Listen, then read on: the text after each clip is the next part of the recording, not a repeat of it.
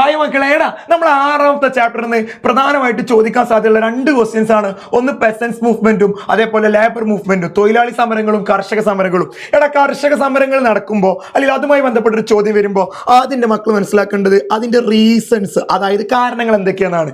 കർഷകർ എവിടെ സമരം നടത്തിയാലും ബ്രിട്ടീഷുകാർക്കെതിരെയാണെന്നുണ്ടെങ്കിൽ റീസൺ അതേ കാരണം എക്സസീവ് ടാക്സേഷൻ, അമിതമായ നികുതി, അതേപോലെ എക്സ്പ്ലോയിറ്റേഷൻ, ചൂഷണം, എവിക്ഷൻ, കുടിയൊഴിപ്പിക്കൽ.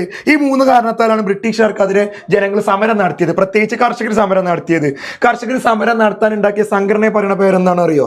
കർഷകർക്ക് എന്താ ഹിന്ദിയിൽ പറയാ? കിസാൻ എന്നല്ലേ. അപ്പോൾ ഉണ്ടാക്കിയ സംഘടനയാണ് കിസാൻ സഭ. അത് 1920 ഉത്തർപ്രദേശൊക്കെ ബേസ് ചെയ്തിട്ടുണ്ടായതായിരുന്നു. പിന്നെ അത് ഇന്ത്യ മുഴുവനായിട്ട് വ്യാപിച്ചൊരു വലിയ സംഘടനയായിട്ട് മാറി. അതാണ് മക്കളെ ഓൾ ഇന്ത്യ കിസാൻ സഭ. അതൊരു 16 വർഷം കഴിഞ്ഞു കേട്ടോ, 36. എന്നിട്ട് ഇവര് രണ്ട് സമരം നടത്തിയത്. ഏതൊക്കെ? തേബാഗ മൂവ്മെന്റും തെലുങ്കാന മൂവ്മെന്റും. തെലുങ്കാന സമരവും തേബാഗ സമരവും. ഈ രണ്ട് കാര്യങ്ങൾ എന്ത് ചെയ്താൽ മതി? അവിടെ പഠിച്ചാൽ മതി. അപ്പോൾ പ്രധാനമായിട്ടുള്ള റീസൺസ്, അതേപോലെ നടത്തിയ കാര്യം, സംഘടന കേട്ടോ. സെറ്റ് ചെയ്ത് വെച്ചോ. ഒരു പ്രധാനപ്പെട്ട മാർക്ക് എന്ത് ചെയ്യാൻ പറ്റും? നേടിയെടുക്കാൻ പറ്റും. ഇമ്പോർട്ടൻറ്റ് ക്വസ്റ്റ്യൻ കേട്ടോ.